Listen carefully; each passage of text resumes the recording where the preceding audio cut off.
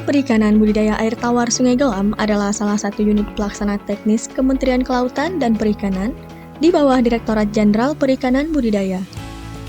Berdasarkan Peraturan Menteri Kelautan dan Perikanan Nomor 67 Tahun 2020 tentang Unit Pelaksana Teknis Perikanan Budidaya, BPBAT Sungai Gelam mempunyai tugas pokok dan fungsi melaksanakan uji terap teknik dan kerjasama, produksi, pengujian laboratorium kesehatan ikan dan lingkungan, bimbingan teknis, serta pengelolaan sistem informasi di bidang perikanan budidaya air tawar dengan wilayah kerja meliputi Sumatera dan kepulauannya. BPBAT Sungai Gelam telah mengembangkan komoditas ikan air tawar yaitu ikan nila, mas, gurami, patin, lele, jelawat, baung, tambakan, nilem, gabus, arwana, kapiat, ringo, tok, dan pengembangan ikan-ikan lokal Sumatera lainnya. Core bisnis utama layanan publik kami adalah pelayanan pengujian atau pemeriksaan laboratorium kesehatan ikan dan lingkungan.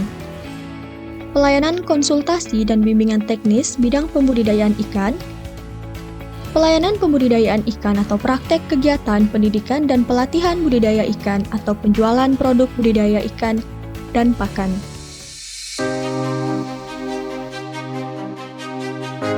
Di era informasi yang semakin cepat berubah, instansi pemerintah dituntut untuk lebih responsif, transparan, akuntabel, dan adaptif dalam menjalankan tugas pokok dan fungsinya.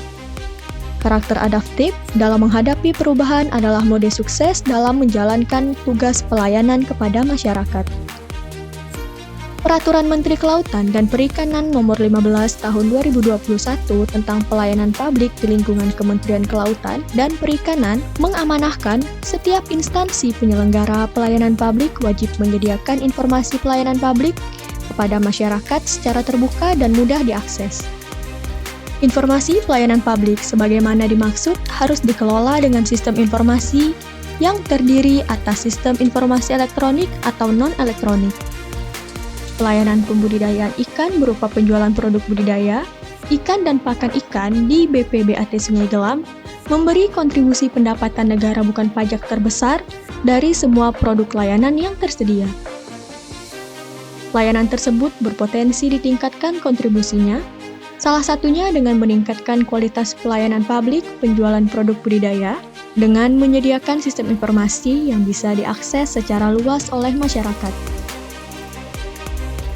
Tidak tersedianya akses informasi stok ikan yang bisa diakses luas oleh masyarakat menjadi salah satu akar masalah yang segera harus dibenahi. Tujuan jangka pendek, aksi perubahan ini adalah tersusunnya standar operasional prosedur sistem informasi penjualan ikan online, tersedianya database stok ikan terintegrasi sebagai raw material informasi stok ikan yang akurat dan real-time atau bisa diakses kapanpun, tersedianya sistem informasi penjualan ikan online berbasis web, terbukanya aksesibilitas ketersediaan stok ikan di seluruh wilayah kerja. Dalam jangka menengah, sistem informasi ini dapat meningkatkan akuntabilitas dan pengendalian proses pelayanan pembudidayaan ikan berupa penjualan produk budidaya. Dalam jangka panjang, sistem informasi ini diharapkan dapat mendukung tematik reformasi birokrasi, digitalisasi administrasi, dan memberi ruang digital bagi unit-unit pembenihan rakyat atau UPR untuk bisa bertransaksi melalui sistem informasi tersebut. Manfaat hasil aksi perubahan ini bagi internal instansi, pelayanan pembudidayaan ikan berupa penjualan produk budidaya lebih efektif dan efisien, serta meningkatkan layanan dan keterbukaan informasi publik. Bagi eksternal instansi, memberikan kemudahan akses layanan informasi publik berupa pelayanan pembudidayaan ikan, berupa penjualan produk budidaya yang lebih transparan, akuntabel, dan real-time. Analisis masalah layanan. Kontribusi besar terhadap PNBP dari pelayanan pembudidayaan ikan berupa penjualan produk budidaya, dalam implementasinya terdapat kendala, di antaranya inventory data hasil produksi belum terintegrasi, informasi dan stok ikan belum terupdate secara real-time. Dari hasil analisa Fishbone, Ditemukan akar masalah belum optimalnya pengelolaan sistem informasi data stok ikan. Yang paling berpengaruh adalah belum tersedianya informasi yang bisa diakses luas oleh stakeholder dan masyarakat.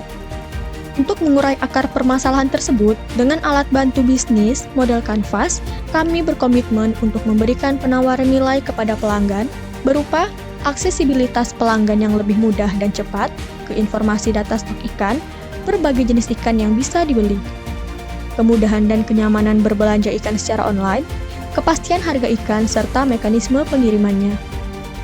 Sistem informasi yang dibangun adalah Sistem Informasi Penjualan Ikan Online atau disingkat SEPION. Adalah sebuah platform berbasis web yang memiliki nilai kebaruan efektif, mudah direplikasi, bermanfaat, dan berkelanjutan. Sistem informasi ini berpeluang untuk terus dikembangkan dengan penambahan modul dan fitur yang relevan. Pada bulan Juli 2023, telah dilakukan persiapan kegiatan dengan melakukan konsultasi pada mentor, coach, dan calon vendor, konsolidasi internal dan pembukaan tim kerja serta FGD dengan stakeholder. Tahap rancangan desain sistem dilakukan di akhir Juli sampai dengan pertengahan Agustus 2023. Tahap ini dilakukan perancangan desain umum, sistem database, SOP pemasaran online, dan FGD internal untuk memfinalisasi desain sistem. Pembuatan dan monef sistem informasi dilakukan selama bulan Agustus sampai dengan awal September. Kegiatan meliputi monitoring pembuatan sistem vendor, evaluasi sistem, dan perbaikan sistem. Transfer knowledge dan implementasi sistem dilakukan pada awal hingga pertengahan September 2023 berupa komisioning, sosialisasi, dan implementasi.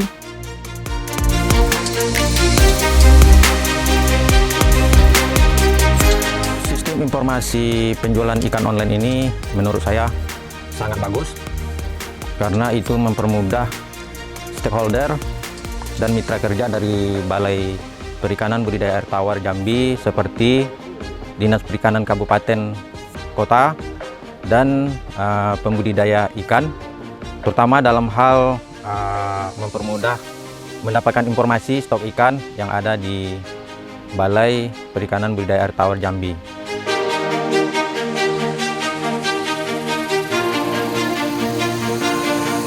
Sebagai Ketua Tim Pelaksana Pembuatan Sistem Informasi Penjualan Ikan Online atau disebut SEPION, saya telah merasakan manfaat implementasi aksi perubahan ini.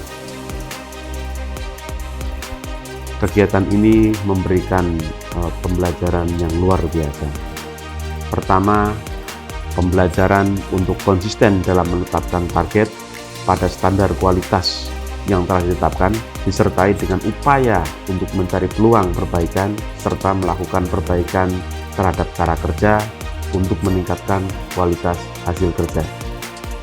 Kedua, pembelajaran mengenai monitoring dan evaluasi kerja dalam rangka membangun konsistensi orientasi kualitas telah dilakukan dengan melakukan monef pembuatan SEPION secara berkala. Yang ketiga, pembelajaran untuk memimpin sebuah tim telah dirasakan dengan memastikan indikator keberhasilan agenda kerja telah terdokumentasi dengan jelas dan sistematis.